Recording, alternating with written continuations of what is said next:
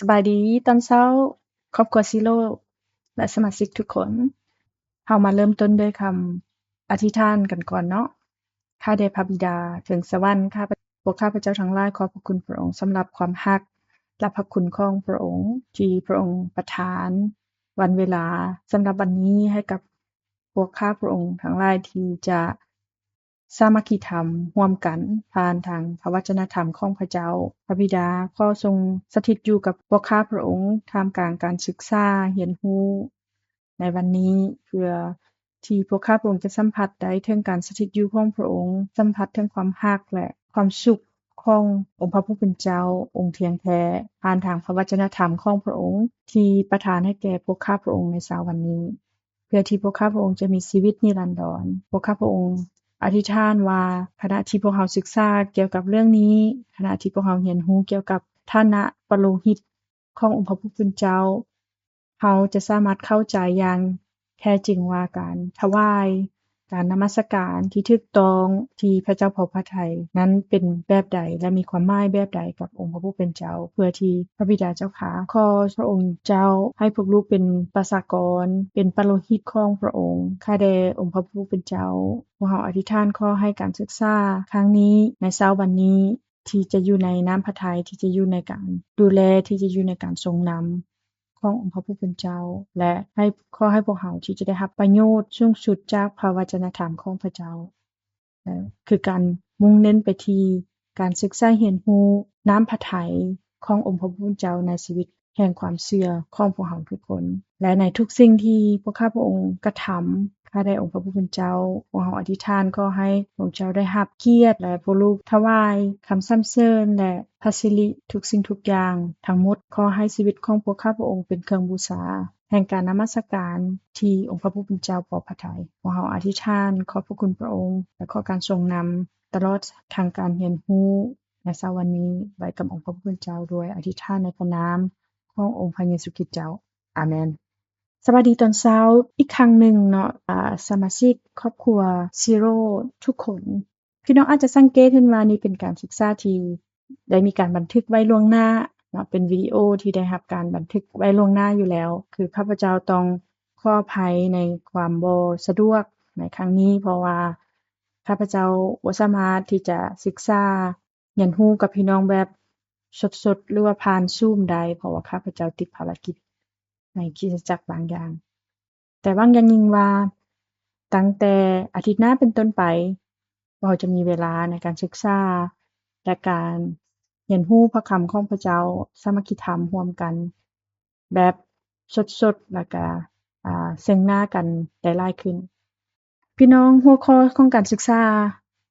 ในวันนี้แม้นเราจะไปเรียนรู้เกี่ยวกับเนาะสถานะปโลหิตและประวัติศาสตร์แห่งการไถ่บาปว่าเป็นแบบใด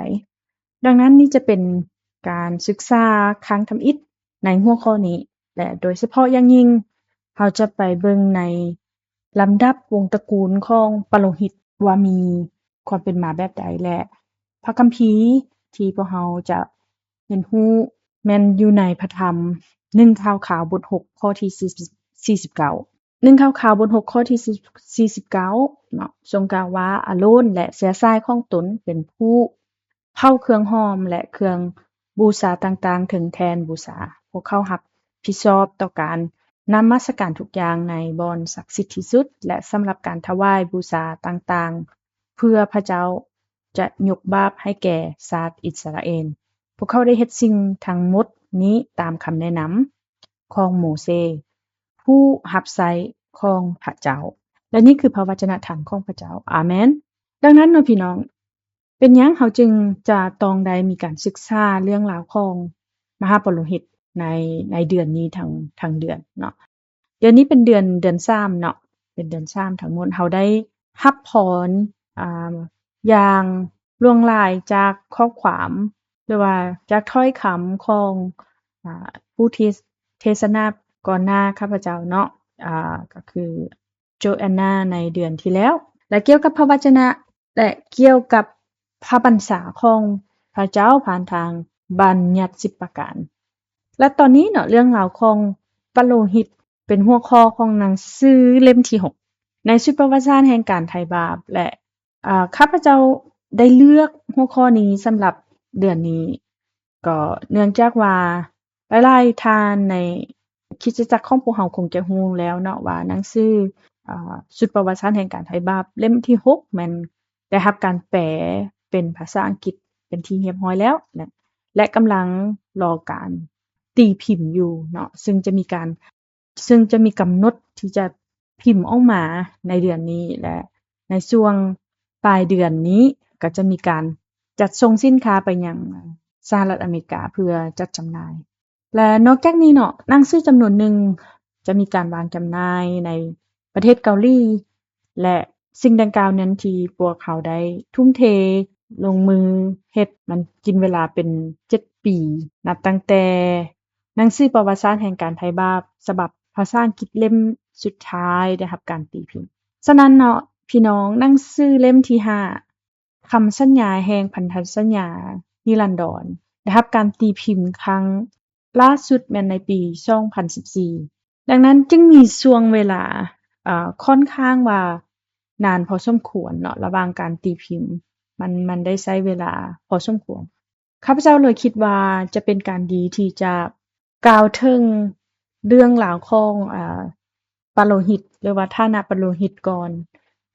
ที่เราจะสามารถอ่านหนังสือเล่มที่6ซึ่งเป็นฉบับของภาษาอังกฤษได้และส่วนใหญ่เป็นเพราะว่าเราบ่มีความต่อเนื่องจากหนังสือเล่มที่5ไปเล่มที่6เนาะฉะนั้นหมายถึงการไล่เวียนของความคิดหรือว่าบริบทต่างๆที่มันได้ดำเนินไปอยู่ในพึมทั้ง2เล่มนี้เป็นความคิดของผู้เขียนแล้วก็การไล่ของประวัติศาสตร์แห่งการไทยบาปมันยังเป็นสิ่งที่ยังบ่มีความต่อเนื่องเท่าที่ควรเนาะและดังนั้นสิ่งที่ข้าพเจ้าอยากจะเฮ็ดในเดือนนี้ก็คือการพยายามที่จะกลับเข้าสู่บทเรียนและให้บทเรียนนั้นมันไล่เรียนเวียนกันเนาะเป็นการสร้างบริบทของหนังสือเล่มที่6ซึ่งมันบ่เพียงแต่เป็นประวัติศาสตร์เป็นประวัติการตีพิมพ์เนาะแต่เป็นประวัติศาสตร์แห่งการไทยบาปแท้ๆขององค์พระผู้เป็นเจ้าที่มีต่อมนุษย์ของพวกเราอยากให้มันมีความต่อเนื่องเรียนไล่กันเนาะฉะนั้นอย่างที่เขาได้รู้กันดีว่าชุดประวัติศาสตร์แห่งการไทยบาปมันได้มีการควบคุมหัวข้อรายๆตอนทั้งหมดในพระคัมภีร์เนาะและแท้จริงแล้วในแต่ละตอนมันก็มีการเชื่อมโยงกันแต่บางครั้งเมื่อเวลาผ่านไประหว่างการศึกษาเราอาจจะมีการพลาดหัวข้อพลาดข้อเท็จจริงที่ว่าทั้งหมดนี้เป็นเรื่องราวอันเดียวกันเพราะมันเป็นเพียงแต่แง่มุมของเรื่องราวอันเดียวกันแต่เป็นแง่มุมที่มีการเบิ่งและก็ตีความหมายออกแบบต่างกันดังนั้นนั่นคือเหตุผลที่ข้าพเจ้าเลือกหัวข้อนี้ในวันนี้สำหรับเดือนนี้เนาะพี่น้องและวิธีที่ผู้เขียนหรือว่าศิลปิบาลอับราฮัมพาร์คได้มีการแนะนำเรื่องสถานะของปโลหิตในหนังสือของเพิ่นก็คือผ่านทางลำดับวงศ์ตระกูลเพื่อทบทวนชุดหนังสือประวัติศาสตร์แห่งการไทยบาปเล่มทำอิฐเนาะของชุดประวัติศาสตร์แห่งการไทยบาปแม่นลำดับวงศ์ตระกูลในพระธรรมปฐมกาลซึ่งมีการควบคุมอยู่20รุ่นคนเนาะตั้งแต่อาดัมจนถึงโนอาห์และในพระธรรมปฐมกาลบทที่5และจากนั้นก็นับจากเชมบุตรชายของโนอาห์จนถึงอับราฮัมซึ่งกวมอยู่ในพระธรรมปฐมกาลบทที่11และหลังจากนั้นก็มีเล่มที่2ชุดประวัติศาสตร์แห่งการไทยบาปเล่มที่2ของชุดประวัติศาสตร์แห่งการไทยบาปก็คือพันธสัญญาแห่งถ่วนไฟและมีการควบคุมอยู่ในมีการกวมรวมอยู่ใน4รุ่นของพันธสัญญาซึ่งนับตั้งแต่อับราฮัมอิสาคยาโคบและก็โจเซฟโดยเฉพาะ4รุ่นคนนี้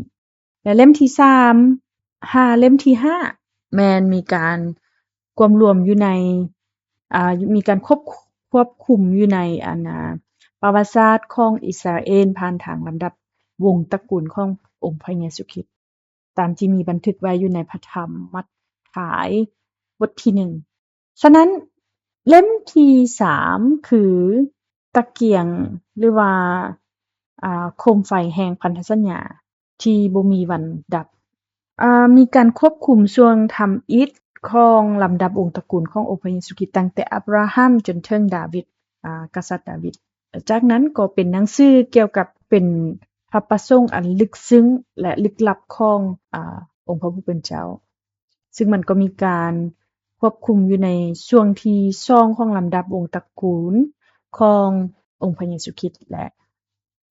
มันเริ่มต้นจากดาวิดเนาะจนไปถึงการล่มสลายของศาสตร์ดังนั้นจากกษัตริย์ดาวิดจนไปถึงการเนรเทศไปยังบาบิโลนแล้วก็มีหนังสือเล่มที่5เนาะซึ่งเป็นช่วงที่3ของลำดับวงศ์ตระกูลขององค์พระเยซูคริสต์ก็มีการรวบรวมอยู่ในคำสัญญาหรือว่าพันธสัญญาแห่งพันธสัญญานิรันดรซึ่งมันได้ควบคุมอยู่ในความรวมอยู่ในตั้งแต่ขอบเขตก็คือตั้งแต่การกลับมาของการกลับคืนมาของอิสราเอลจากบาบิโลนจนถึงการเสด็จมาขององค์พระเยซูคริสต์ดังนั้นพี่น้องนี้คือโครงสร้างเนาะของหนังสือเล่มที่1 5เล่มที่5ของสุประวัติศาสตร์แห่งการไถ่บาปและจากนั้นก็จะมีเล่มที่6เนาะซึ่งมันได้มีการหรือว่ากวมรวมอยู่ในลำดับวงตระกูลของผู้บันทึกเหตุการณ์หรือมันมีการกวมรวมในเรื่องของคณะตำแหน่งของปาโลหิตยังเป็นการแนะนำเกี่ยวกับตำแหน่งปุโรหิตผ่านลำดับวงตระกูลของผู้บันทึกเหตุการณ์และเป็นหยังจึงเป็นแบบนั้นเนาะนั่นคือคำถามเป็นหยังต้องมีการบันทึกลักษณะนั้นมีอยู่หลายเหตุผลเนาะแล้วหนึ่งในเหตุผลนั้นก็คือเหตุผลที่1ก็คือลำดับวงตระกูลของผู้บันทึกเหตุการณ์สรุปพันธสัญญาเดิมทั้งหมดและก็มีเหตุผลที่2ก็คือแสดงให้เห็นถึงความก้าวหน้าอย่างต่อเนื่องของประวัติศาสตร์แห่งการไถ่บาปแล้วก็ประการที่3ก็คือหนังสือเล่มนี้เน้นที่อิสราเอลทั้งหมดเพราะกล่าวถึงตำแหน่งของกษัตริย์และปาโลหิตและมีประการที่5เนาะประการที่5ก็คือเป็นการเชื่อมโยงและเป็นพยานถึงพระเยซูคริสต์ตลอดประวัติศาสตร์ดังนั้นเราจึงเห็นได้ว่านี้คือจุดประสงค์บางประการที่ผู้เขียนพระธรรมพระบัญญัติซ่องพยายามที่จะสื่อแต่แล้วเนาะเป็นอย่างตำแหน่งของปาโลหิตจึงเชื่อมโยงกับลำดับวงตระกูลสิ่งที่เราต้องชื่อไว้ก็คือหนังสือข่าวขาวเนาะได้ถูกเขียนขึ้นดังนั้นเนาะเราจึงเห็นได้ว่านี่คือจุดประสงค์นี่คือจุดประสงค์บางประการที่ผู้เขียนพระธรรมข่าวขาวพยายามที่จะสื่อออกมาแต่แล้วเป็นหยังเนาะตำแหน่งปาโลหิตจึงมีความเชื่อมโยงกับลำดับวงตระกูลสิ่งที่เราต้องได้ชื่อไว้ก็คือว่าเมื่อหนังสือข่าวขาวถูกเขียนขึ้นนั้นเนาะมันได้เขียนขึ้นหลังจากที่อิสราเอลกลับมาจากกันเนรเทศดังนั้นพวกเขาจึงจำเป็นต้องรู้ประวัติศาสตร์ของตนเองเนาะว่าพวกเขามีลำดับวงตระกูลแบบใดฉะนั้นจึงมีการกล่าวถึงลำดับวงตระกูลตั้งแต่อับราฮัมจนถึงกษัตริย์ดาวิดและจากกษัตริย์ดาวิดจนถึงการล่มสลายของศาสตร์และมีการฟื้นฟูศาสตร์หลังจากนั้นต่อมาแล้วก็มีการกลับมาจากการเนรเทศจนถึงการเสด็จมาขององค์พระเยซูคริสต์ตามลำดับเนาะดังนั้นเพื่อให้บริบทของประวัติศาสตร์ดังนั้นเพื่อให้เห็นบริบทว่าประชากรขององค์พระผู้เป็นเจ้าเป็นประชากรของพระเจ้าอย่างแท้จริงนั่นคือเหตุผลที่เรามีลำดับวงตระกูลของผู้บันทึกเหตุการณ์และสิ่งนี้ก็ถูกเขียนขึ้นเพื่อให้ผู้คนได้ระลึกว่าพวกเขาเป็นประชากรขององค์พระผู้เป็นเจ้าพี่น้องตอนนี้ข้าพเจ้าอยากจะยก พระคำพระบัญญัติซองบทที่32ข้อที่7เนาะซึ่งเป็นข้อพระคัมภีร์หลักสำหรับประวัติศาสตร์แห่งการไถ่บาปในบทที่พระบัญญัติ2บทที่32ข้อ7ทรงกล่าวว่าจงระลึกถึงอดีตเวลานานผ่านมาถามเบิงบรรดาบิดาให้เล่าสิ่งที่ได้เกิดขึ้นสู่ฟังเบิงถามเบิงพวกคนเฒ่าคนชราที่เกิดก่อนบอกเพิ่นย้อนเล่าเรื่องในอดีตสู่ฟังได้แม้เป็นหยังข้อพระคัมภีร์นี้จึงเป็นข้อที่สำคัญพี่น้องเราต้องเข้าใจบริบทของข้อพระคัมภีร์นี้ร่วมกันเราสามารถเข้าใจได้จากพระคำพระบัญญัติ2บทที่31โดยเฉพาะอย่างยิ่งอยู่ในข้อที่14จนถึงข้อที่30เป็นหยังจึงมีการเขียน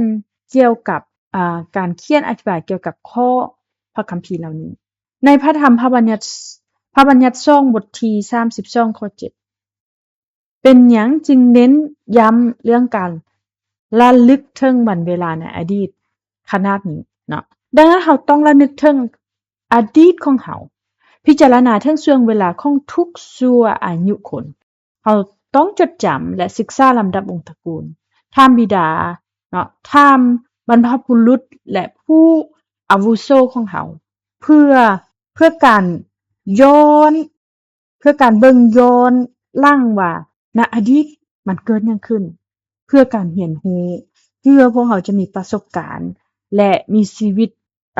เรียนรู้ชีวิตของผู้ที่ดำเนินชีวิตมาก่อนนั้นฉะนั้นเป็นหยังมันจึงเป็นสิ่งที่สำคัญพี่น้องดังนั้นเนาะหากเขาเบิ่งอยู่ในพระธรรมพระบัญญัติ2บทที่31ข้อที่16พระเจ้าได้เว้ากับโมเสสว่า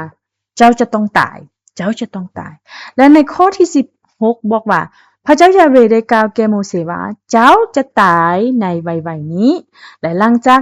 เจ้าตายไปแล้วประชาชนก็จะบ่สัตย์ซื่อต่อเฮาและละเมิดพันธสัญญาที่เฮาได้เฮ็ดไว้กับพวกเขาจะปะทิ่มเฮาและไปคาบไว้บรรดาพระของชาวต่างชาติในดินแดนที่พวกเขากำลังเข้าไปยึดของนั้นดังนั้นพี่น้องให้พี่น้องจื้อไว้ว่าส่วนหนึ่งของจดหมายในพระธรรมพระบัญญัติ2บทที่31ข้อที่16ที่กล่าวว่าหลังจากเจ้าตายไปแล้วประชาชนก็จะบ่สัตย์ซื่อต่อเฮาและละเมิดพันธสัญญาที่เฮาเฮ็ดไว้กับพวกเขาดังนั้นเพราะข้อพระคัมภีร์นี้น่ะพระเจ้ากำลังบอกสิ่งที่จะเกิดขึ้นในภายภาคหน้าว่าพระองค์กำลังพยากรณ์ถึงสิ่งที่จะเกิดขึ้นพระองค์ทรงแจ้งให้กับประชาชนรู้ว่าเมื่อเจ้าตายไปแล้วประชาชนจะจดจำประชาชนจะบ่จดจำคำเว้าของเฮาพวกเขาจะทำลายพันธสัญญาของเฮาพวกเขาจะละทิ่มเฮานั่นคือสิ่งที่พระผู้เป็นเจ้าได้กล่าวไว้แล้วพระองค์ก็ยังเว้าอยู่ในข้อที่19ว่าบัดนี้จงเขียนเพลงนี้ไว้จงสอนประชาชนอิสราเอลให้เรียนร้องเพลงนั้นเพื่อว่ามันจะเป็นจุดยืนแห่งความจริงต่อสู้พวกเขาดังนั้นเนาะพี่น้องอยู่ในพระธรรมพระบัญญัติ2บทที่32ข้อ7จึงเป็นส่วนหนึ่งของบทเพลงนี้เป็นส่วนหนึ่งของสิ่งที่ผู้คนต้องจดจำเพื่อว่าเมื่อพวกเขาพบกับความยากลำบากเมื่อพวกเขากระทำบาปต่อพระเจ้าเมื่อพวกเขาฝ่าฝืนกฎบัญญัติของพระเจ้าและพวกเขาทำลายพันธสัญญาของพระองค์เมื่อพวกเขาบ่มีความเชื่อฟังพระวจนะธรรมของพระเจ้าพวกเขาตกอยู่ในความลำบากสารพัดและพวกเขาคิดกับตัวเองว่าเป็นหยังเขาจึงตกอยู่ในความลำบากเช่นนี้พระเจ้าตรัสว่าจงสอนบทเพลงนี้แก่พวกเขาเป็นหยังพระเจ้าจึงบอกว่าให้สอนบทเพลงนี้แก่ประชาชนของอิสราเอลก็เพื่อว่าพวกเขาจะได้จดจำพพระราชกิจขององค์พระผู้เป็นเจ้าพวกเขาจะได้จดจำวิธีที่จะกลับเรียกว่าเป็นวิธีพวกเขาจะได้จดจำวิธีที่จะกลับคืนมาวิธีที่จะได้รับการฟื้นฟูความสัมพันธ์และทางเป็นกุญแจสำคัญอันใดคือกุญแจที่สำคัญสำหรับเรื่องนี้ก็คือการจดจำวันเวลา พิจารณาปีแห่งบรรพบุรุษแม่นบ่พิจารณาลือถ้ามันบรรพบุรุษและผู้อาวุโสของเขาดังนั้นเนาะพี่น้อง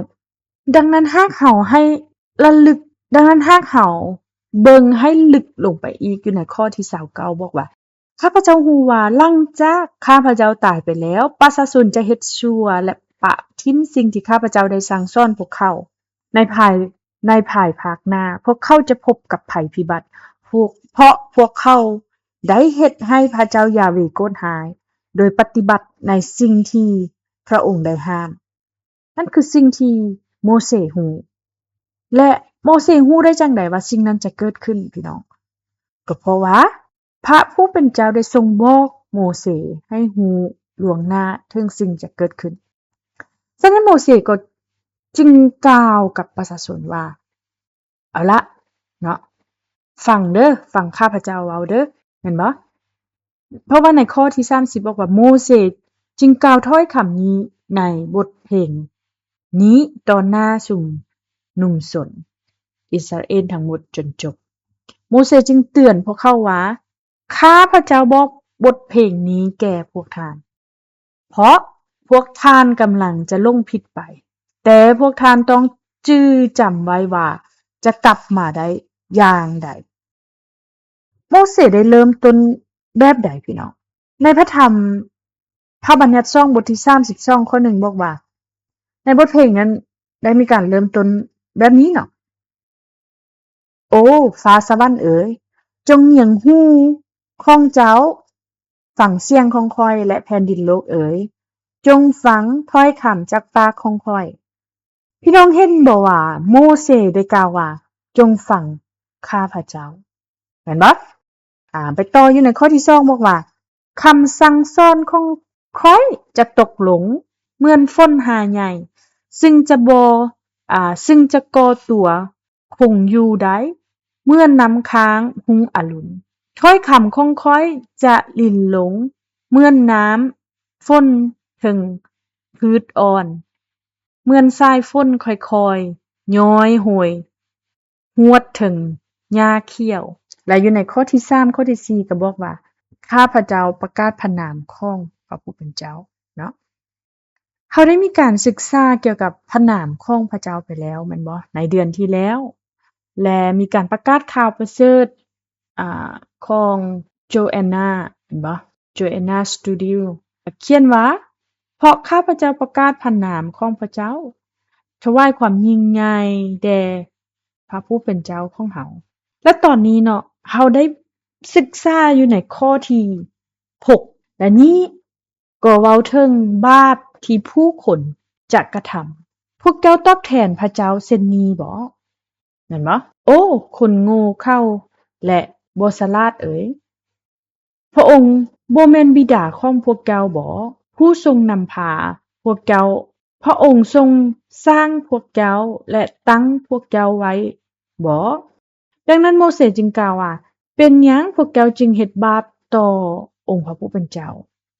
พระเจ้าผู้ยิ่งใหญ่องค์นี้ผู้ทรงสร้างพวกเจ้าและในข้อที่7บอกว่าจงระลึกถึงวันเวลาของทุกคนจงพิจารณาปีและทุกชั่วอายุคนจงถามบิดาของพวกเจ้าและเจ้าจะบอกและเขาจะบอกพวกเจ้าจงถามผู้เฒ่าผู้แก่ของพวกเจ้าและพวกเขาจะบอกพวกเจ้าดังนั้นโดยธรรมดาแล้วนะเฮากำลังเว้าว่าจงระลึกถึงลำดับเชื้อสายวงศ์ตระกูลเห็นบ่พี่น้องจงพิจารณาถึงผู้คนทั้งหมดที่มาก่อนพวกเขาดังนั้นในสุดประวัติศาสตร์แห่งการไถ่บาปเขาได้ศึกษาลำดับวงศ์ตระกูลตั้งแต่อาดัมจนถึงอับราฮัมแม่นบ่แล้วเขาก็ได้ศึกษาความสำคัญของพันธสัญญา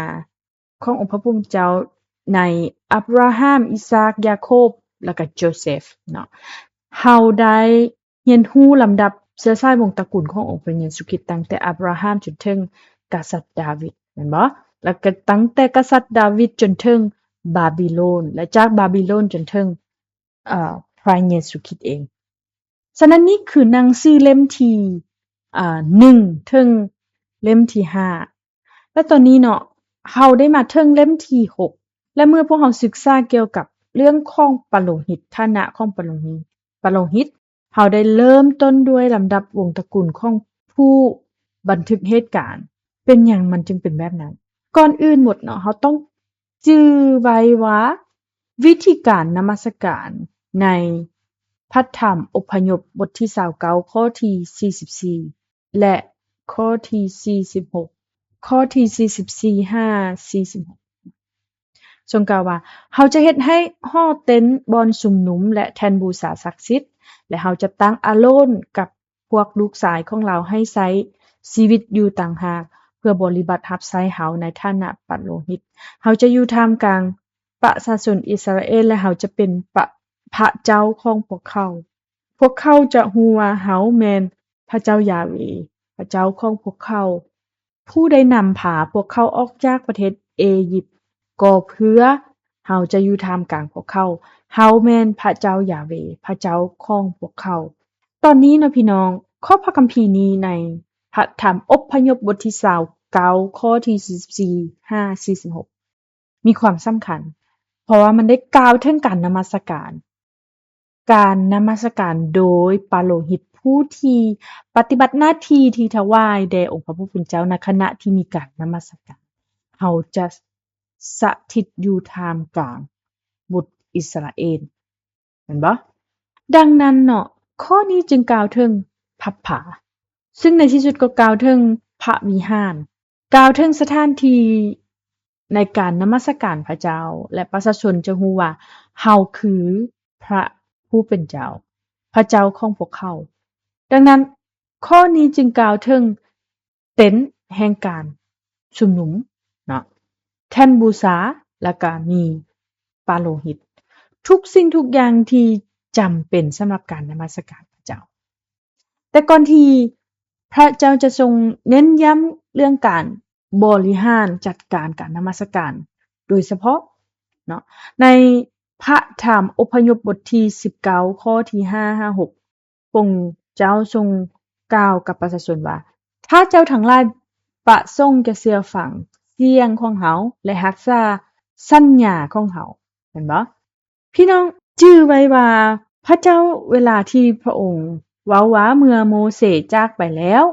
ประชาชนจะละเมิดพันธสัญญาของเฮาและพระเจ้าก็ตรัสว่าบัดนี้ถ้าพวกเจ้าเชื่อฟังเฮาและรักษาพันธสัญญาของเฮาพวกเจ้าก็จะเป็นประชาชนของเฮาทั่วทั้งแผ่นดินโลกนี้เป็นของเฮาแต่พวกเจ้า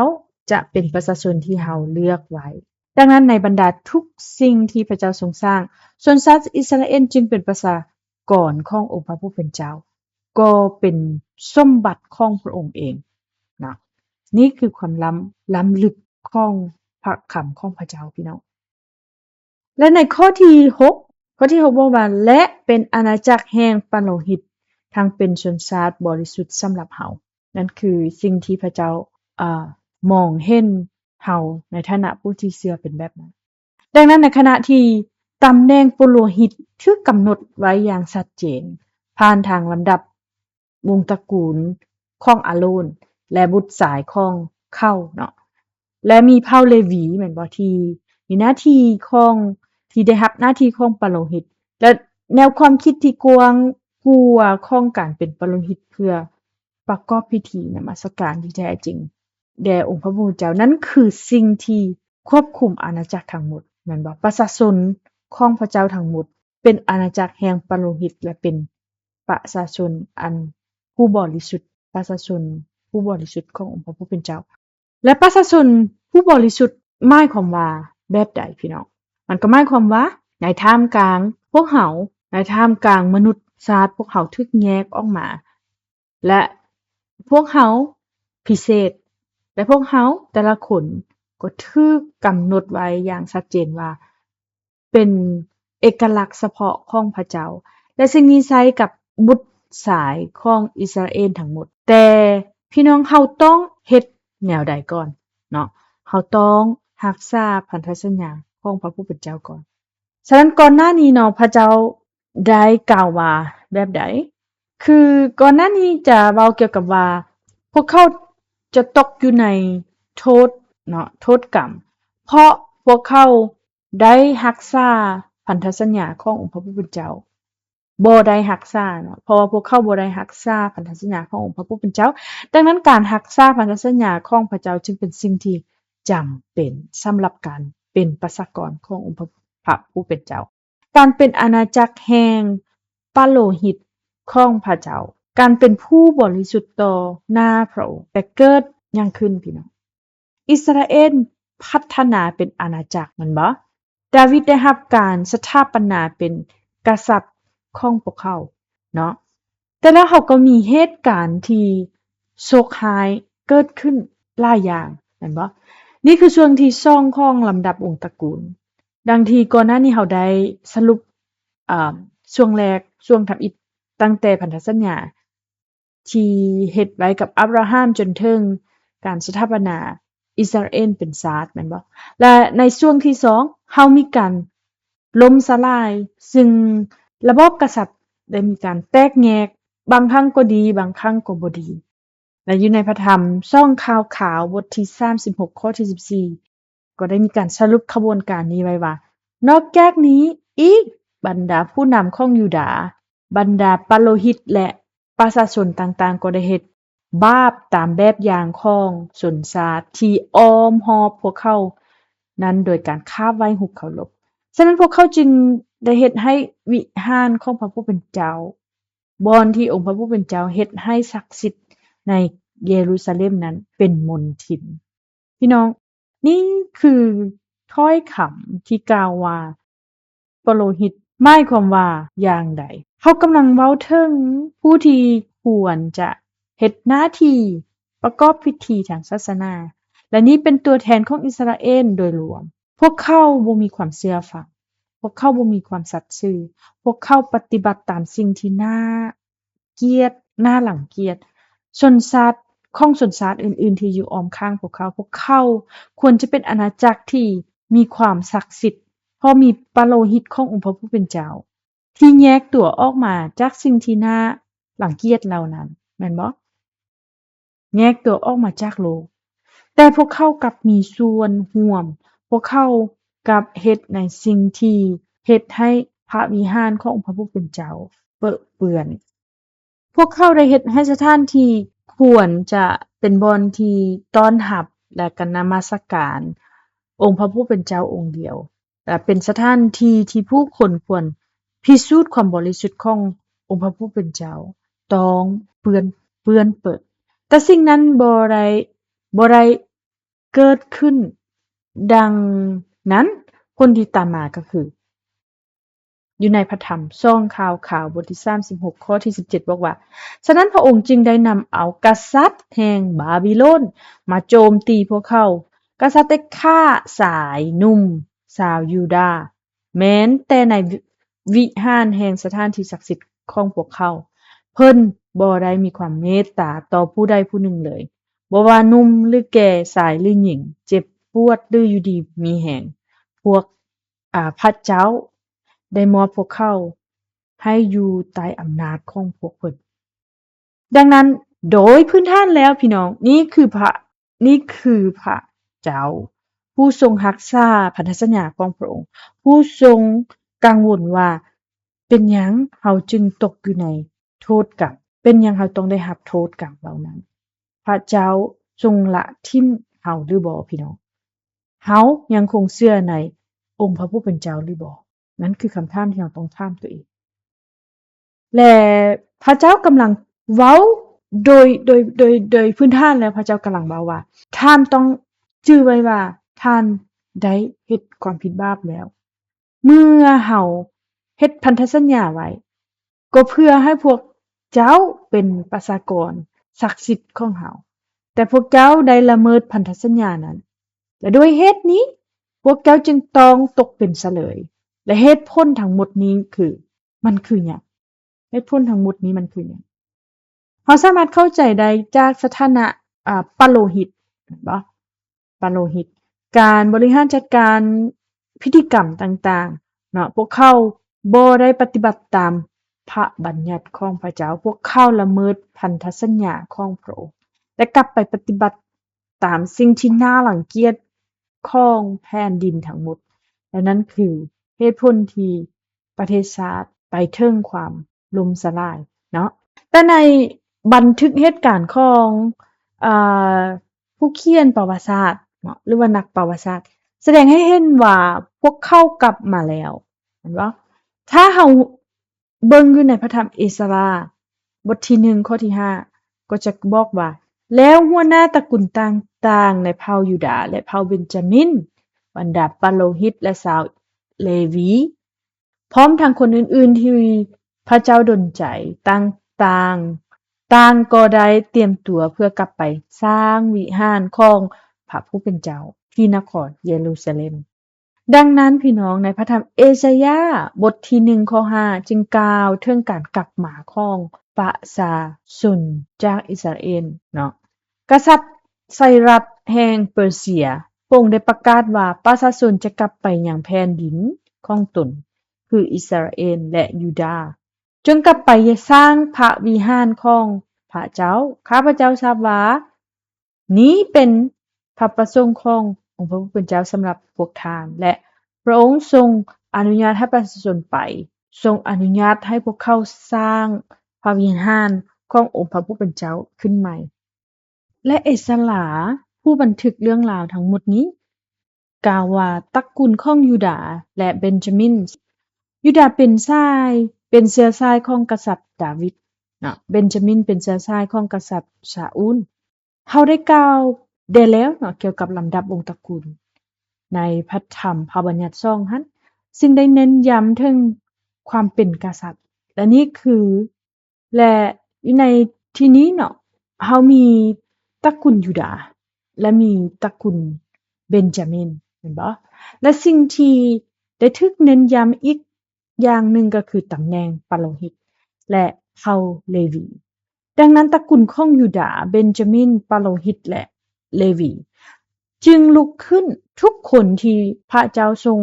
ดลบันดาลใจให้ไปสร้างพระวิหารขององค์พระผู้เป็นเจ้าขึ้นใหม่พวกเขาเหล่านั้นลุกขึ้นร่วมกันสร้างพระวิหารของพระเจ้าอยู่ในกรุงเยรูซาเล็มดังนั้นในตอนนี้เนาะเราจะมาฟื้นฟูการนมัสการนี่คือประเด็นในหนังสือเล่มที่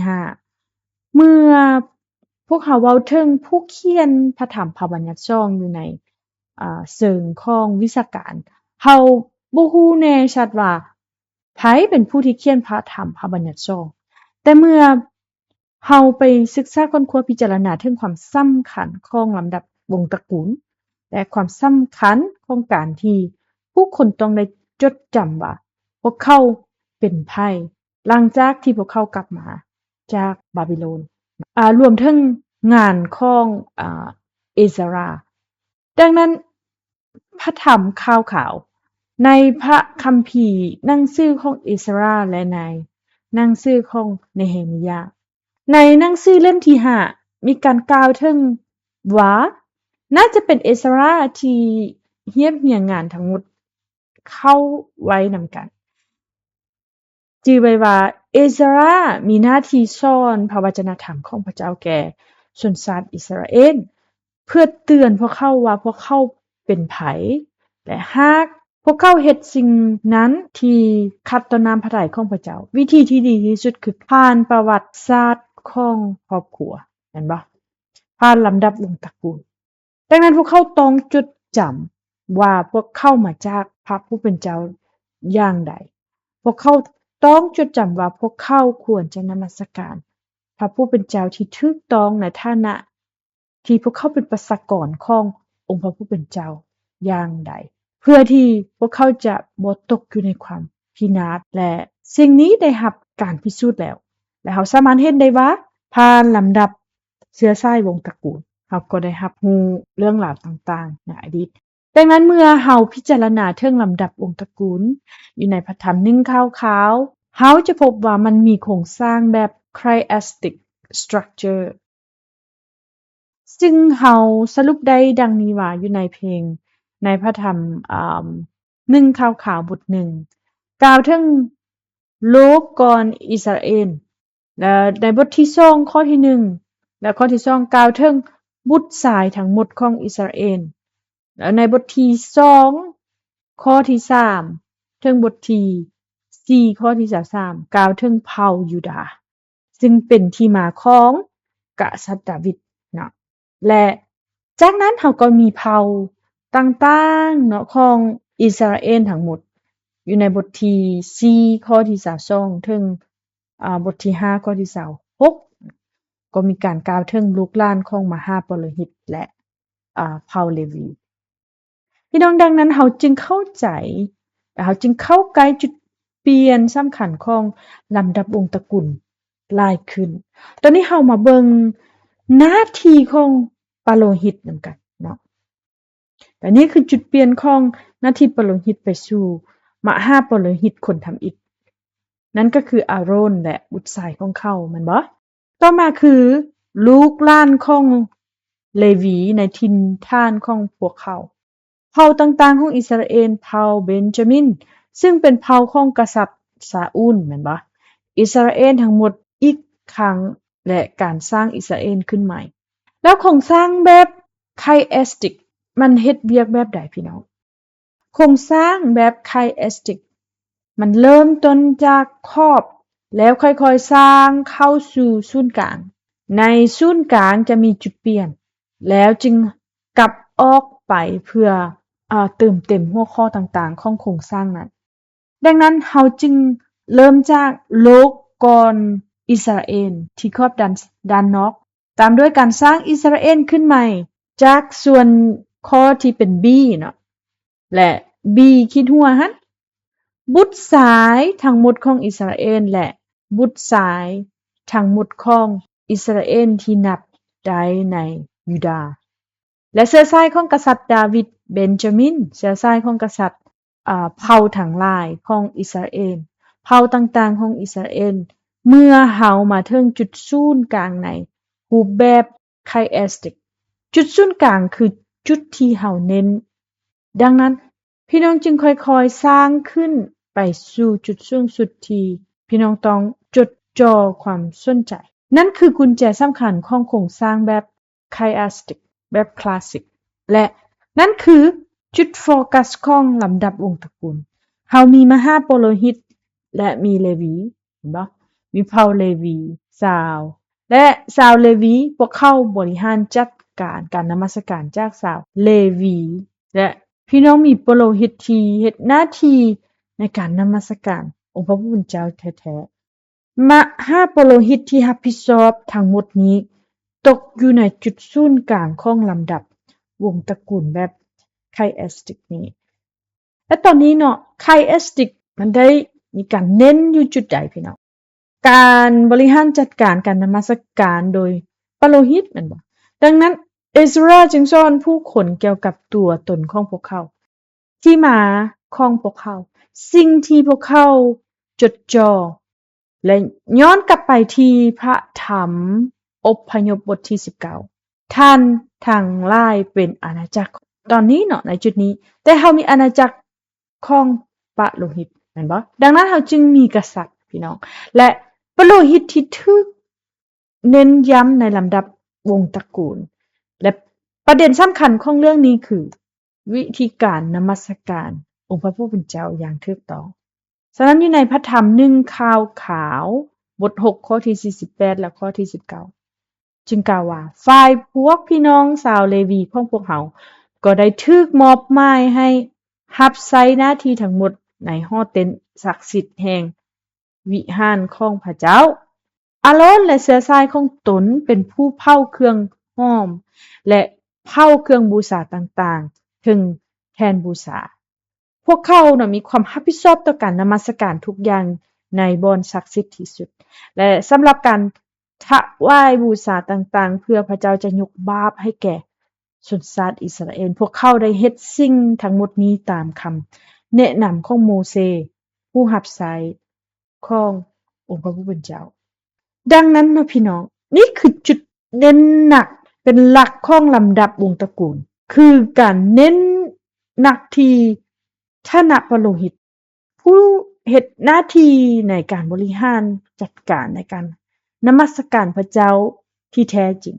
ต่อหน้าพระพักตร์ขององค์พระผู้เป็นเจ้า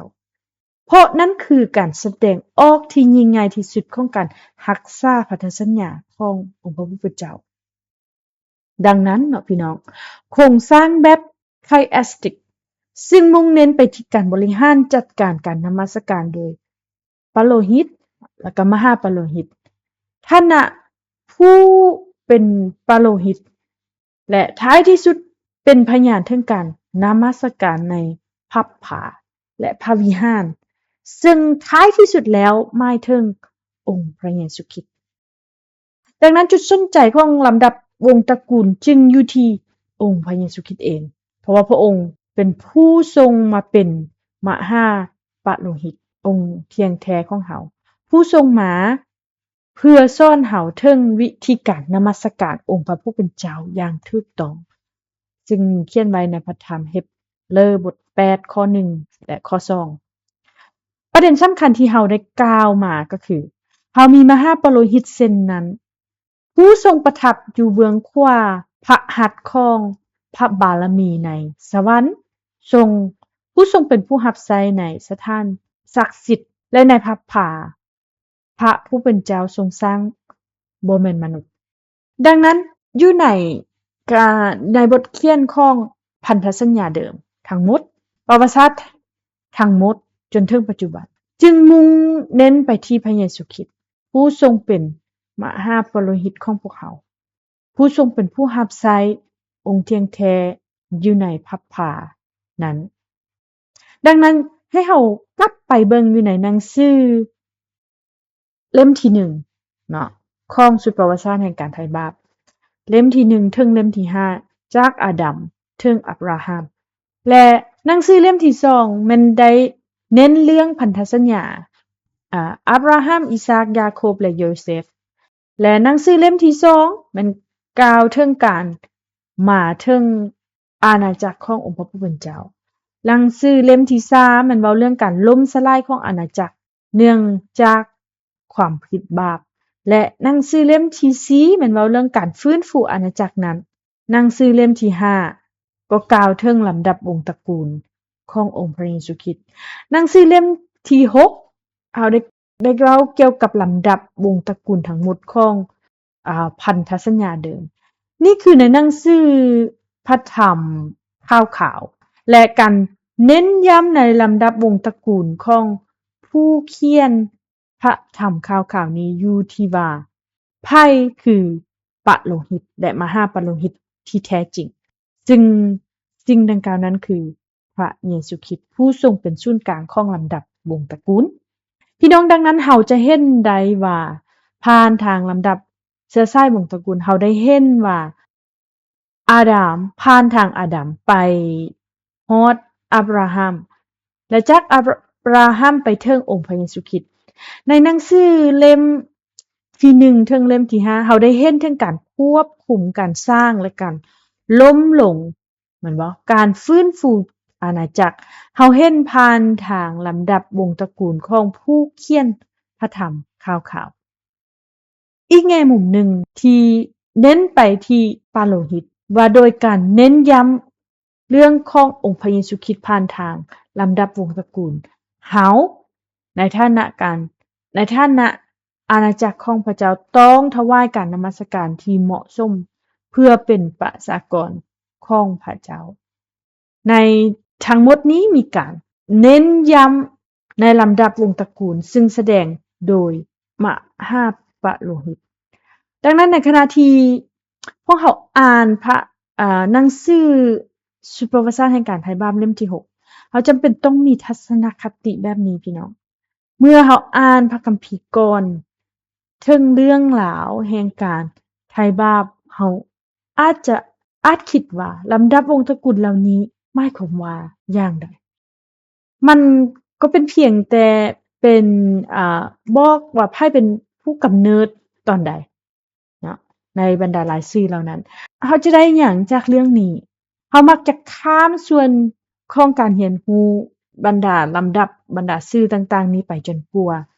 จะถึงส่วนที่สำคัญว่าในเรื่องราวหลักๆแต่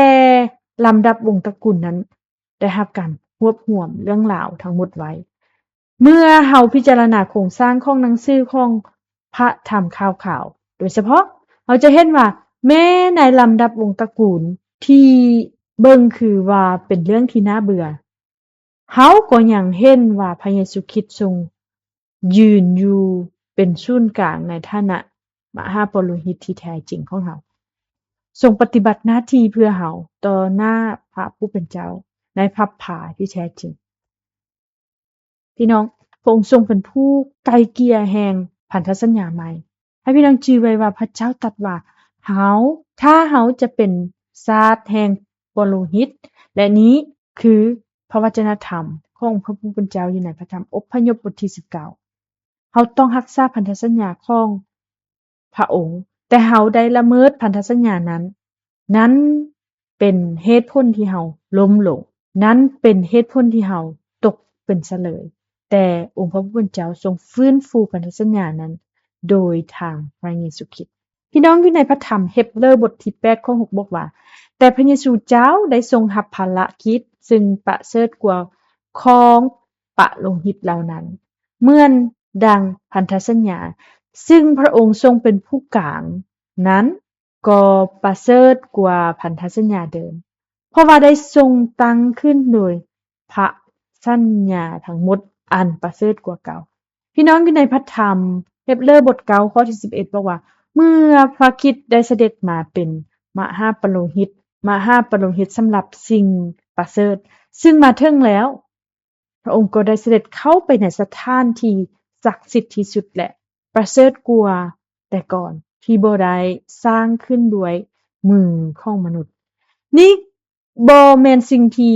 สร้างขึ้นในโลกนี้พี่น้องนี่บ่แม่นสิ่งที่สร้างขึ้นในโลกนี้เมื่อเราพิจารณาถึงประวัติศาสตร์ของบรรดาปโลหิตหลายๆคนอยู่ในโลกนี้พวกเขาล้วนแต่เป็นปโลหิตที่เป็นมนุษย์มีทั้งปโลหิตที่ดีและมีทั้งปโลหิตที่บ่ดีแต่ถึงแม้ว่าจะเป็นมหาปโลหิตที่มีความสมบูรณ์แบบที่สุดอยู่ในประวัติศาสตร์ตามมาตรฐานของมนุษย์พี่น้องก็ยังบ่มีความสมบูรณ์แบบต่อหน้าองค์พระผู้เป็นเจ้าเนาะเป็นหยังคือว่าแบบนั้นก็เพราะว่าในฐานะมนุษย์ที่เสื่อมทรามลงเสื่อมสลายไปได้ในฐานะสิ่งที่มีชีวิตที่เสื่อมถ้อยลงในโลกนี้ยังคงเป็นมนุษย์ที่ต้องตายเห็นบ่เฮายังต้องตายเฮายังมีความบาปเฮายังบ่มีความสมบูรณ์แบบฉะนั้นอยู่ในพระธรรมเฮบเรบทเก้าข้อที่11จึงกล่าวว่าเมื่อพระคริสต์ได้เสด็จมาเป็นเป็นพระมหาปโลหิตสำหรับสิ่งประเสริฐซึ่งมาถึงแล้วพระองค์ได้เสด็จเข้าไปในสถานที่ศักดิ์สิทธิ์ที่สุดและประเสริฐกว่าแต่ก่อนที่บ่ได้สร้างขึ้นโดยมือมนุษย์คือบ่แม่นสิ่งของที่สร้างขึ้นในโลกนี้และในพระธรรมเยเรมียาบทที่31ข้อที่31กล่าวว่าพระเจ้ายาเวห์กล่าวว่าเมื่อเวลานั้นมาถึงเฮาจะเฮ็ดพันธสัญญาใหม่กับประชาชนอิสราเอลและกับประชาชนยูดาห์และในพระธรรมเยเรมียาประกาศพันธสัญญาใหม่นี้ตอนใดพี่น้องมันก็คือหลังจากที่ชาวอิสราเอลถูกเนรเทศเนาะโดยเฉพาะอย่างยิ่งพันธสัญญานี้เกิดขึ้นหลังจากปี597ก่อนคศเมื่อกษัตริย์เยโฮคิมและข้าราชการทั้งหมดของยูดาห์ถูกเนรเทศเมื่อพวกประชาชนได้สูญเสียผู้นำของชาติไปทั้งหมดถ้าเป็นพี่น้องคิดว่าแนวใดโอ้พระผู้เป็นเจ้าเฮาจะเฮ็ดแนวใดแม่นบ่มันต้องมีความกระวนกระวายเยเรมียาจึงประกาศพันธสัญญาขององค์พระผู้เป็นเจ้าว่าจะมีพันธสัญญาใหม่และนั้นคือพันธสัญญาใหม่ที่องค์พระเยซูคริสต์จะเสด็จมาเพื่อเฮ็ดให้ภารกิจขององค์พระผู้เป็นเจ้าสำเร็จในพระธรรมลูกาบทที่22ข้อที่20จอกนี้เป็นพันธสัญญาใหม่ในเลือดของเฮาที่ทอกออกสำหรับเจ้าทั้งหลายพี่น้องปโลหิตประกอบพิธีนมัสการอย่างใดพี่น้องจือเนาะโดยการถวายเครื่องบูชาแม่นบ่พระเยซูคริสต์ในฐานะเป็นมหาปโลหิตผู้สมบูรณ์แบบทรงได้ลั่งโลหิตของพระองค์แม่นบ่เพื่อถวายเป็นเครื่องบูชาที่ ครบบริบูรณ์และนั้นคือเหตุผลที่พระองค์ทรงเป็นมหาปุโรหิตนิรันดรในพระธรรมเอเฟโซบทที่1ข้อ7บอกว่าในพระองค์นั้นพวกเขาได้รับการไถ่ให้พ้นโดยพระโลหิตของพระองค์คือได้รับการอภัยการลงผิดของเขาโดยพระกรุณาอันอุดมของพระองค์ซึ่งได้ทรงประทานแก่พวกเขาอย่างล้นเหลือในพระธรรมเฮบเรบท9ข้อที่12บอกว่าพระองค์ได้เสด็จเข้าไปในสถานที่ศักดิ์สิทธิ์ที่สุดเพียงเทื่อเดียวเป็นการสิ้นสุดและพระองค์บ่ได้ทรงนำเลือดแบะหรือเลือดลูกงัวเข้าไปแต่ทรงนำพระโลหิตของพระองค์เองเข้าไปและทรงสำเร็จการไถ่บาปอันตลอดไปเป็นนิจพี่น้องอยู่ในพระธรรมเฮบเรบทที่10ข้อที่14กล่าวว่าเพราะด้วยการถวายบูชาครั้งเดียวพระองค์ได้ทรงโพธิ์คนทั้งหลายที่ทรงสำระเป็นบริสุทธิ์นั้นให้ถึงที่สำเร็จชั่วนิรันดรดังนั้นเราต้องศึกษาประวัติศาสตร์แห่งการไถ่บาปเราต้องศึกษาพระบัญญัติขององค์พระผู้เป็นเจ้าเราต้องศึกษาประวัติศาสตร์ของอ่ามหาปุโรหิตเนาะปาโลหิตมหาปุโรหิตฐานะของพวกเขาเพื่อที่เราจะเข้าใจอย่างลึกซึ้งว่าพระเยซูคริสต์เสด็จมาแบบใดและเป็นหยังพระองค์จึงเป็นผู้เฮ็ดให้ฐานะปโลหิตสมบูรณ์แบบเนาะเป็นหยังพระองค์จึงเป็นมหาปโลหิตที่สมบูรณ์แบบและเป็นมหาปโลหิตนิรันดรโดยทางพระองค์เขาจึงสามารถมีชีวิตนิรันดรได้เขาเว้าถึงชีวิตนิรันดรแบบง่ายดายในฐานะคริสเตียนเนาะที่ผ่านมาเขาเว้าแบบง่ายๆโอ้เพียงแต่เชื่อในองค์พระเยซูคริสต์เขาก็สามารถมีชีวิตนิรันดรได้แม่นบ่หลายคนเว้าแบบนั้นแต่ในพระคัมภีร์โยฮันบท3ข้อ16บอกว่าเพราะพระผู้เป็นเจ้าทรงรักโลกหลายเห็นบ่พระองค์จึงประทานพระบุตรองค์เดียวของพระองค์ลงมาเพื่อผู้ที่เชื่อวางใจในพระบุตรนั้นจะบ่ทิพหายแต่มีชีวิตอันตลอดไปเป็นนิจเขาก็เว้าถ้อยคำเหล่านี้เช่นกันแม่นบ่พี่น้องสิ่งนี้ได้ถูกฝังลึกอยู่ในความคิดอยู่ในจิตใจของพวกเราแต่เมื่อเราเบิ่งลึกๆเข้าไปในความหมายที่แท้จริงแล้วและเหตุผลที่มันมีความหมายแบบนั้นก็เพราะว่าเมื่อเราเบิ่งลึกๆเข้าไปแล้วเราจะพบว่ามีความรักอันยิ่งใหญ่อยู่ในถ้อยคำเหล่านั้นอยู่ในหัวใจของพระผู้เป็นเจ้าของพระบิดาของพวกเราตั้งแต่เริ่มต้นของการสร้างโลกจนถึงปัจจุบันแม่นบ่พระองค์ทรงสถาปนาสิ่งเหล่านี้ทั้งหมดในประวัติศาสตร์ในอดีตการเพื่อพวกเขาเมื่อพวกเขาเบิ่งลึกเข้าไปแล้วความสำคัญของความรักขององค์พระผู้เป็นเจ้าแล้วเราจึงจะสามารถเว้าสิ่งต่างๆได้เนาะเช่นว่าชีวิตนิรันดรการไถ่บาปนิรันดรการให้อภัยนิรันดรการชดใช้บาปนิรันดรมหาปุโรหิตนิรันดรเขาจะมีความซาบซึ้งและเขาจะเข้าใจหลายขึ้นว่าเป็นหยังพระผู้เป็นเจ้าจึงทรงเฮ็ดสิ่งนั้นที่พระองค์ได้กระทำในอดีตการที่ผ่านมาและพระองค์ทรงเฮ็ดสิ่งนั้นได้แบบใดเพื่อที่เราจะได้ประกาศข่าวประเสริฐข่าวดีนี้แก่ผู้อื่นและการแบ่งปันของพวกเราก็มาถึงบันสุดท้ายเนาะเราจะมาสรุปถึงสิ่งต่างๆที่พวกเราได้เรียนรู้นำกันเพื่อว่าสิ่งทั้งหมดนี้ที่พวกเราได้แบ่งปันกันนี้พระผู้เป็นเจ้ากำลังเฮ็ดให้เราเป็นปาโลหิตล้วนเพราะว่าอยู่ในพระธรรมอพยพบทที่19ข้อที่6ตอนครึ่งทำอิฐของพระคำข้อนี้กล่าวว่าเจ้าทั้งหลายจะเป็นอาณาจักรแห่งปาโลหิตและชนชาติบริสุทธิ์สำหรับเฮาในพระธรรม1เปโตรบท2ข้อ9บอกว่าแต่ฝ่ายเจ้าทั้งหลายเป็นชาติที่พระเจ้าทรงเลือกไว้แล้วเป็นปาโลหิตล่วงเป็นประสาชาติบริสุทธิ์เป็นพลเมืองของพระเจ้าเพื่อเจ้าทั้งหลายจะได้ประกาศพระบารมีของพระองค์ผู้ใดทรงเอิ้นพวกเจ้าให้ออกมาจากความมืดเข้าไปสู่ความสว่างอันมหัศจรรย์ของพระองค์จุดประสงค์ของปาโลหิตคือหยังพี่น้องคือการทำการไถ่บาปให้แก่ ประชากรขององค์พระผู้เป็นเจ้าโดยการถวายบูชาโดยการลังโลหิตเพื่อพ้นของความบาปจะได้รับการสำระจะได้ไปถึงความบริบูรณ์เพื่อพระเจ้าจะทรงพอพระทัยตามพันธสัญญาของพระองค์เพื่อเราจะได้เข้าเฝ้าองค์พระผู้เป็นเจ้าและพันธสัญญาต้องการถวายบูชาปาโลหิตในฐานะผู้บริหารพันธสัญญาขององค์พระผู้เป็นเจ้านั้นและก็โดยการนมัสการต้องมีการถวายบูชาแก่องค์พระผู้เป็นเจ้าพระเยซูทรงถวายบูชาแก่องค์พระผู้เป็นเจ้าเพื่อเราจะได้เข้าเฝ้าพระเจ้าและพระเยซูทรงเฮ็ดให้พันธสัญญาสำเร็จบริบูรณ์พระองค์ทรงรักษาพันธสัญญาที่เป็นนิรันดรนั้นและพระองค์ทรงอนุญาตให้เราเข้าเฝ้าองค์พระผู้เป็นเจ้าในฐานะเป็นปาโลหิตของพระองค์เพื่อว่าเราจะได้ประกาศพระกิตติคุณขององค์พระผู้เป็นเจ้าเพื่อว่าเราจะได้ประกาศข่าวดีข่าวประเสริฐขององค์พระเยซูคริสต์เพื่อเราจะได้นมัสการองค์พระผู้เป็นเจ้าอย่างแท้จริงตามพันธสัญญาใหม่และพอเหตุนี้เราจึงออกไปทั่วโลกเห็นบ่ไปประกาศข่าวประเสริฐของพระองค์เพื่อว่าเราจะได้เผยแผ่ข่าวประเสริฐแห่งราชอาณาจักรขององค์พระผู้เป็นเจ้าซึ่งเป็นหน้าที่ของเราในฐานะปาโลหิตในอาณาจักรขององค์พระผู้เป็นเจ้าและในวาระสุดท้ายซึ่งในพระธรรมพานิมิตบท1ข้อ6บอกว่าอัครสาวกโยฮันได้ประกาศและพระองค์ได้ทรงตั้งเฮาทั้งหลายไว้ให้เป็นอาณาจักรและเป็นปาโลหิตขององค์พระผู้เป็นเจ้าพระเกียรติและฤทธานุภาพจงมีแต่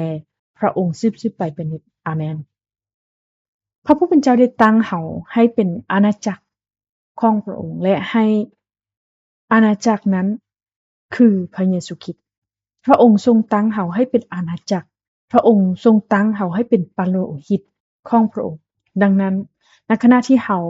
ได้เรียนรู้เกี่ยวกับสถานะของปาโลหิตตลอดประวัติศาสตร์แห่งการไถ่บาปตลอดหนังสือแห่งประวัติศาสตร์แห่งการไถ่บาปขณะที่หนังสือเล่มที่6ได้รับการตีพิมพ์และขอให้เฮาอธิษฐานขอให้เฮาเตรียมจิตเตรียมใจของเฮาขอให้เฮาเตรียมความคิดของเฮาให้มีความพร้อมที่จะรับพระวจนะธรรมของพระเจ้าอย่างแท้จริงเพื่อพวกเฮาจะสามารถพิจารณาปีของทุกชั่วอายุคนดังนั้นนี่คือการเว้าถึงลำดับวงตระกูลประวัติศาสตร์แห่งการไถ่บาปขอให้เฮาอธิษฐานต่อพระบิดาของพวกเฮาว่าพี่น้องเข้าใจพระวจนะธรรมขององค์พระผู้เป็นเจ้าขอองค์พระผู้เป็นเจ้าที่จะให้พวกเขาได้มีความเข้าใจถึงประวัติศาสตร์ของบรรพบุรุษแห่งความเชื่อของพวกเขาผู้คนเหล่านั้นที่ถูกบันทึกไว้ในพระคัมภีร์ขอให้พวกเขาที่จะอธิษฐานเพื่อที่เราจะระลึกถึงวันเวลาในอดีตเราจะระลึกถึงบาปของพวกเราเองและเราจะสามารถสารภาพความผิดบาปของพวกเราจะสามารถอธิษฐานเพื่อบาปของผู้อื่นนำในขณะที่เราเป็นปะโลหิตขององค์พระผู้เป็นเจ้าขอให้เราที่จะทำการนมัสการองค์พระผู้เป็นเจ้าองค์เที่ยงแท้ซึ่งก็คือการนำผู้คนจิตวิญญาณของผู้คนให้ได้มาถึงองค์พระผู้เป็นเจ้าได้รับการไถ่บาปให้แก่บรรดาผู้คนต่างๆที่ยังตกอยู่ในความผิดบาปเหล่านั้นเพื่อพวกเขาจะได้มาส่องหน้าต่อองค์พระผู้เป็นเจ้าและได้รับความรอดพ้นพี่น้องดังนั้นให้พวกเขาเบิ่งไปที่องค์พระเยซูคริสต์และเข้าใจองค์พระเยซูคริสต์ผ่านทางพระวจนะธรรมของพระเจ้าและรับรู้ว่าพระองค์ทรงเป็นมหาปุโรหิตองค์เที่ยงแท้ของพวกเขาและข้าพเจ้าอธิษฐานขอให้พวกเขาได้รับการแต่งตั้งเป็นปุโรหิตในอาณาจักรขององค์พระผู้เป็นเจ้าเพื่อเขาจะได้ประกาศข่าวประเสริฐแห่งการไถ่บาปของพระเจ้าเพื่อเขาจะได้เปิดเผยและได้รับการเปิดเผยอันลึกลับแห่งประวัติศาสตร์แห่งการไถ่บาปตามที่พระองค์ทรงเปิดเผยแก่พวกเขาโดยพระคุณและนี่คือคำอธิษฐานของข้าพเจ้าสำหรับพวกเขาทุกคนที่อยู่ในโบสถ์ซีโร่ของพวกเขาอาเมนขอให้พวกเราร่วมใจกันอธิษฐานข้าแต่พระบิดาขอบพระคุณพระองค์อย่างยิ่งที่ทรงประทานพระวจนะธรรมของพระองค์ ด้วยความรักของพระองค์เพราะพระวจนะธรรมอันบริบูรณ์ของพระองค์พระองค์ทรงอนุญาตให้พวกเราเข้าใจการเสด็จมาขององค์พระเยซูคริสต์มหาปุโรหิตผู้สมบูรณ์แบบของพวกเราผู้ทรงเฮ็ดให้พันธสัญญาใหม่ของพระองค์สมบูรณ์พวกข้าพระองค์เฝ้าเบิ่งการกลับมาขององค์พระเยซูคริสต์ด้วยใจจดจ่อพระองค์เจ้าข้าขอบพระคุณพระองค์อย่างยิ่งที่พระองค์ทรงเป็นผู้ฮ้องทูลพระองค์ทรงอ้อนวอนอธิษฐานแทนพวกเราโดยทางพระองค์โดยทางพระวิญญาณบริสุทธิ์ข้าแต่พระบิดาขอรักการสารภาพบาปของพวกเราทุกคนขอให้พวกข้าพระองค์ที่จะมีความเข้าใจความหมายของการเป็นประชากรขององค์พระผู้เป็นเจ้าขอให้พวกเขามีหัวใจที่ถ่อมลงและขอให้พวกเขาที่จะสามารถรับตำแหน่งรับการเจิมขององค์พระผู้เป็นเจ้าที่ประทานให้กับพวกข้าพระองค์ทั้งหลายในฐานะปุโรหิตผู้รับใช้ข้าแต่องค์พระผู้เป็นเจ้าขอให้พวกข้าพระองค์เจ้าอย่าเฮ็ดสิ่งต่างๆตามกำลังตามความคิดความสามารถของพวกข้าพระองค์แต่ขอให้สิ่งต่างๆนี้สำเร็จโดยทางฤทธิ์อำนาจขององค์พระเยซูคริสต์เจ้าเท่านั้นและขอให้พวกข้าพระองค์ที่จะสามารถประกาศความยิ่งใหญ่ขององค์พระผู้เป็นเจ้าโดยทางพระวจนะธรรมแห่งประวัติศาสตร์แห่งการไถ่บาปของเจ้าค่ะขอให้ทุกๆคนที่จะยังคงต้องการได้ยินพระข่าวประเสริฐขององค์พระเยซูคริสต์ในทั่วโลกพระองค์เจ้าค่ะขอให้เรามีความเชื่อมั่นหลายยิ่งขึ้นในท่ามกลางสมาชิกของพวกเราทุกคนขอให้พวกข้าพระองค์ที่จะอธิษฐานเพื่อซึ่งกันและกันร้องทูลขอเพื่อซึ่งกันและกันพระบิดาเจ้าค่ะขอให้พวกข้าพระองค์ที่จะปักตาไปที่องค์พระผู้เป็นเจ้าเพียงองค์เดียวขอให้พวกเขาที่จะมองหาองค์พระเยซูคริสต์ผู้ทรงถ่อมตัวลงมาเพื่อพวกเขาทุกคนขอให้สิ่งนี้เป็นพระคุณสำหรับพวกเขาที่พระบุตรองค์เดียวของพระองค์ทรงถ่อมตัวลงมาทรงไถ่ความผิดบาปแก่พวกข้าพระองค์ทั้งหลายพระองค์เจ้าก็ขอให้สิ่งนี้เป็นพระคุณสำหรับมนุษยชาติสำหรับประชากรของพระองค์ด้วยเถิดเราขอสิ่งนี้ในพระนามขององค์พระเยซูคริสต์เจ้าอาเมน